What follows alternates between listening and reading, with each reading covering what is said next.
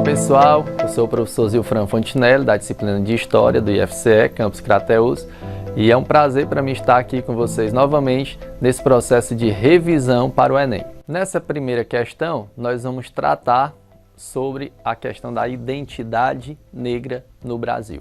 A questão número 1 começa com um texto de Kabengele Munanga, que diz o seguinte: a identidade negra não surge da tomada de consciência de uma diferença de pigmentação ou de uma diferença biológica entre populações negras e brancas ou negras e amarelas. Ela resulta de um longo processo histórico que começa com o descobrimento no século XV do continente africano e de seus habitantes pelos navegadores portugueses. Descobrimento esse que abriu caminho às relações mercantilistas com a África, ao tráfico negreiro, à escravidão e, enfim, à colonização do continente africano e de seus povos. Com relação ao assunto tratado no texto acima, é correto afirmar. Como nós podemos ver, o texto ele trabalha a partir de uma ideia histórica, uma construção histórica, introdutória de como se deu esse processo de integração do continente africano e, consequentemente, das suas populações a um processo econômico desenvolvido na Europa, que teve a Europa como centro e que, por contar o continente europeu com uma superioridade bélica, uma maior capacidade bélica, acabou levando à submissão, né? Pela força, o continente europeu submeteu através da força populações africanas. Vale lembrar que também havia, por conta da própria situação lá do continente africano e das diversas etnias que ocupavam aquele continente, também aconteceu uma situação de proveito dos europeus em relação aos conflitos ali então existentes. O que eu estou querendo dizer? Que muitas vezes os europeus não precisaram necessariamente usar a força para impor seu domínio sobre as populações africanas naquele momento, até porque a preocupação dos europeus naquele século XVI não era um domínio físico de áreas do continente. A prioridade dos europeus, principalmente das chamadas nações coloniais, era obter mão de obra escrava para as suas áreas produtoras de matérias-primas de gêneros tropicais no continente americano. Tá? Então, o que os europeus normalmente faziam? Eles muitas vezes se utilizavam das guerras, dos conflitos entre as etnias, as populações africanas locais, incentivavam essas guerras e, a partir desse incentivo, as próprias populações africanas aprisionavam seus inimigos e trocavam, né, esses inimigos com os europeus por diversos produtos, como, por exemplo, aguardente, né, que é a cachaça, o fumo, o tabaco, e também armas e munições, tá bom? Esse processo de integração, ele foi imposto pelos europeus, mas também contando com alguma particularidade, que era o aproveitamento dos conflitos locais no continente africano. Mas o texto fala da questão da construção da identidade negra, né, especialmente olhando aqui para o Brasil, para o continente americano. Com relação ao assunto tratado no texto acima, é correto afirmar que a colonização da África pelos europeus foi simultânea ao descobrimento desse continente? Não, até porque o processo, a gente não pode nem falar de descobrimento, né, porque já havia uma integração e um contato econômico de europeus, notadamente europeus ocidentais, de asiáticos e de africanos através do mar Mediterrâneo. Você pode lembrar, por exemplo, que os fenícios, na antiguidade, fundaram colônia, né, a famosa colônia de Cartago, no norte da África. Então já havia esse contato. O Egito, que é uma civilização antiga, antiquíssima, né, está localizado no norte da África e que mantinha contatos com o Ocidente. O próprio Império Romano dominou vastas regiões no norte do continente africano, né? Então, quer dizer, já havia um contato, não pode se falar de uma descoberta e muito menos de um início de uma colonização naquele momento. Letra B. A existência de lucrativo comércio na África levou os portugueses a desenvolver esse continente. É uma questão que por si só não se sustenta. Nós sabemos que o processo de exploração gera subdesenvolvimento no continente africano e nas áreas colonizadas. Letra C. O surgimento do tráfico negreiro foi posterior ao início da escravidão no Brasil. Também item errado, né? Essa questão do tráfico negreiro já era utilizada A própria escravidão no próprio continente africano já era bem anterior a esse processo. Letra D, a exploração da África decorreu do movimento de expansão europeia do início da Idade Moderna. O item D está verdadeiro, inclusive nós deixamos isso muito claro no nosso comentário inicial, né? Principalmente porque no processo de colonização imposto pelos europeus aqui na América, havia uma necessidade de deslocamento de mão de obra, principalmente para as grandes lavouras. E a mão de obra fartamente utilizada foi essa mão de obra escrava de origem africana, tá bom? E o item E diz que a colonização da África antecedeu as relações comerciais entre esse continente e a Europa, também já comentado, item falso, portanto, letra D de dado nessa primeira questão. Nessa segunda questão, nós vamos analisar o processo eleitoral no Brasil no início do século XX, ao comparar o perfil eleitoral previsto em duas constituições, a segunda e a terceira Constituição do Brasil, né, respectivamente a Constituição de 1891 e a Constituição de 34, que foram as constituições de número 2 e 3, mas que corresponderam à primeira e à segunda Constituição republicanas. Não se confunda.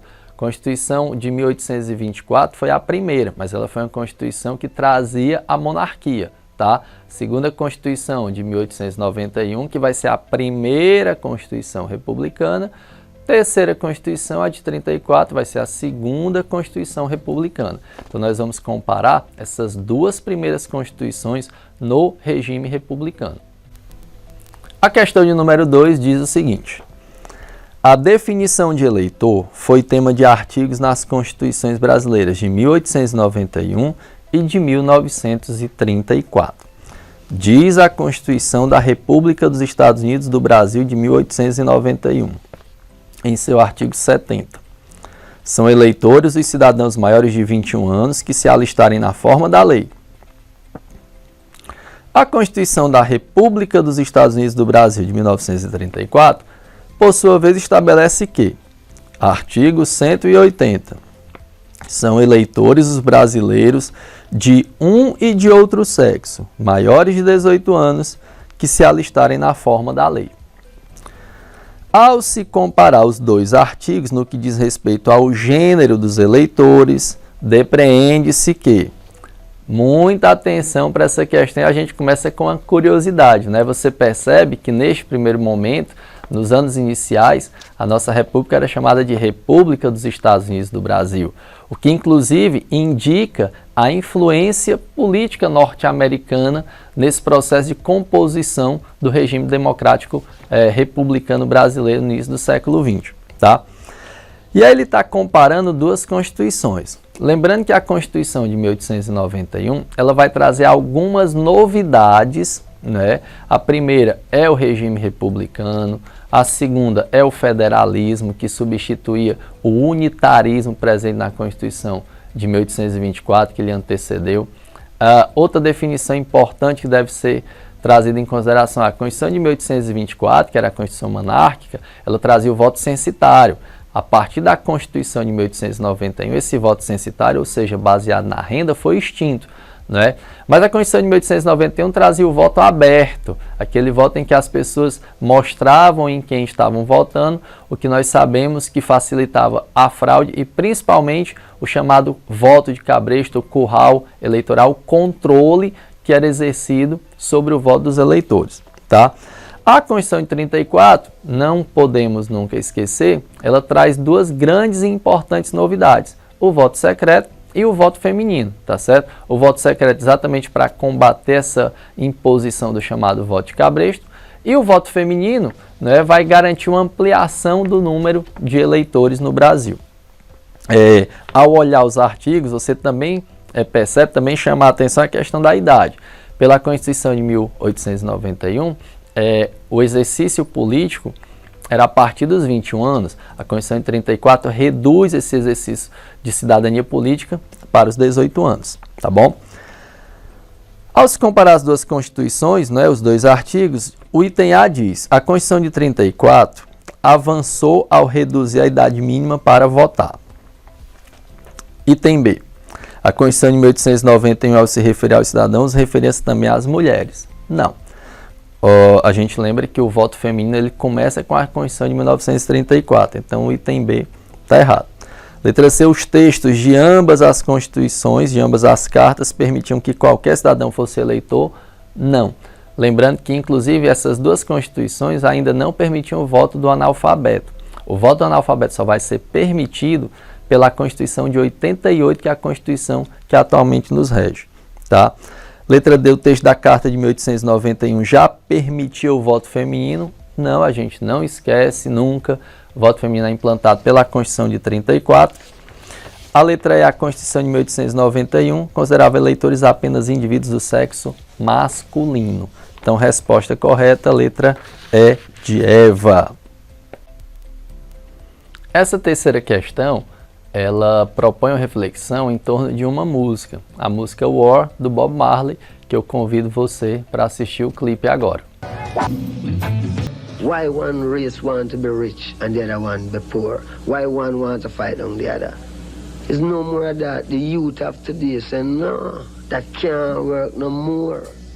We're revolutionaries. E aí na questão traz a tradução dessa letra, né, dessa belíssima letra, dessa belíssima música do cantor jamaicano de 1976. Leia o trecho da canção abaixo para responder a questão. Até que a filosofia que sustenta uma raça superior e outra inferior seja finalmente, permanentemente desacreditada e abandonada, haverá guerra, eu digo, guerra. Até que os regimes ignóbeis e infelizes que aprisionam nossos irmãos em Angola e em Moçambique, África do Sul em condições subhumanas, sejam derrubados e inteiramente destruídos, haverá guerra, eu disse guerra. Até esse dia, o continente africano não conhecerá a paz. Nós, africanos, lutaremos, se necessário, e sabemos que vamos vencer, porque estamos confiantes na vitória do bem sobre o mal, do bem sobre o mal. A canção War foi composta por Bob Marley a partir do discurso pronunciado pelo imperador da Etiópia, Haile Selassie, em 1936, na Liga das Nações. As ideias do discurso presentes na letra da canção acima estão associadas. Nós começamos destacando um aspecto geográfico. Nós comentamos que Bob Marley é jamaicano e, como você sabe, a Jamaica não está localizada na África e sim na América Central. Mas o que acontece? Já fica clara a questão da identidade. A identidade principalmente com o ancestral, porque nós sabemos que a colonização da Jamaica foi feita dentro do processo da expansão marítima e comercial, dentro do processo de dominação metropolitana dos séculos XVI e XVII, que impôs a populações africanas a escravização e o tráfico negreiro, transportando essas populações para a América e, no caso, a América Central. Então, já fica muito claro que, apesar de estar fora da África, o cantor de origem jamaicana, ele traz na letra essa identidade, essa ligação com o continente africano, né, com o continente mãe, né, da sua etnia. Então, sobre a canção, está muito claro, ela está associada ao pan-africanismo. Esse conceito de pan-africanismo é a ideia de união dos povos africanos, tá? E, acima de tudo, de uma identidade comum entre esses povos e os seus descendentes, que fica muito claro, inclusive, na nossa explicação. A Jamaica, a população negra jamaicana, é descendente dessa população negra africana, né? A partir de um processo histórico que lhes foi imposto, que foi o de serem arrancados do seu continente e serem levados para servir de mão de obra escrava em outro continente. Então a ideia do pan-africanismo, de união e de identidade cultural está muito clara nessa música e é o item correto que diz respeito à questão. Mas eu quero aproveitar o ensejo para fazer alguns comentários. O item A traz o conceito de darwinismo social. E esse é o conceito que com certeza você já ouviu. Ele estava muito forte no final do século XIX e ali no comecinho do século XX. Esse conceito de darwinismo social, vale frisar, não foi criado pelo Charles Darwin. O grande nome desse conceito é Herbert Spencer. Nós até brincamos que o correto seria chamar de spencerismo social. Mas esse conceito de darwinismo social, criado por Herbert Spencer, ele traz a ideia de evolução associada às raças. Então é aquela lógica de que algumas raças são mais evoluídas do que outras, né? E esse processo de evolução seria a justificativa, no caso, naquele final do século XIX, começo do século XX, de europeus dominarem as áreas consideradas inferiores, notadamente o continente africano. O item B fala de futurismo, né? Inclusive o futurismo vai ser um conceito do início do século XX, né? Ali dentro daquelas vanguardas modernistas, que vai ter uma identificação com o fascismo italiano. O item C fala de sionismo, lembrando que o sionismo foi um movimento de judeus no século XX pela criação de uma pátria para os judeus lá na Palestina, tá certo? E o item E fala de apartheid, né? Nós lembramos bem que o apartheid era um regime de segregação de negros na África do Sul, que vigorou durante o século XX e cuja luta, né, tem como principal nome Nelson Mandela, que inclusive foi preso por combater o apartheid na África do Sul. Obrigado, pessoal. Foi um grande prazer para mim estar aqui colaborando com vocês nessa caminhada e eu desejo um ótimo rendimento para vocês na prova do Enem. Boa sorte!